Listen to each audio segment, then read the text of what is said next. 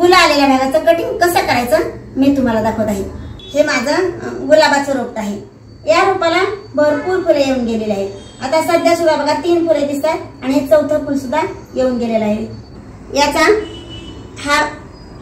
या काडीपासून आता इथे याला फूट वाळण्याची शक्यता आहे, म्हणून इथूनच मी हे फांदी कट करणार आहे, म्हणजे आपल्या रोपाची जी एनर्जी आहे ती सेव्ह होणार आहे।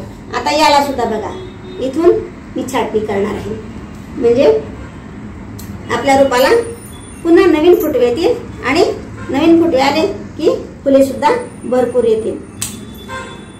बघा अशा प्रकारे फूल आलं आणि ते सुकलं की लगेच आपल्या गुलाबाची छाटणी करायची। याशिवाय वाकड्या तिकडे आलेल्या फांद्या, खराब झालेली पाने सर्व काढून टाकायचं। आता हे बघा माझ्या गुलाबाची फांदी ही वाकडी तिकडे आलेली आहे, ती सुद्धा मी कट करत आहे। बघा जी कमजोर झालेली किडकी पाने आहेत, पिवळी पडलेली पानं आहेत, हे बघा अशी जी पाने एकदम निर्जीव झालेली आहेत ती सुद्धा काढून टाकायची। कारण काय होतं, अशा पानांना वाढवण्यासाठी आपल्या रोपाची एनर्जी लागते, ती एनर्जी आपण वाचवायची। आता ही फांदी सुद्धा वाकडी तिकडे आलेली आहे, बघा ही सुद्धा मी कट करते। त्याच्यामुळे काय होईल, आपल्या रोपाची वाढ ही एकदम सरळ होईल।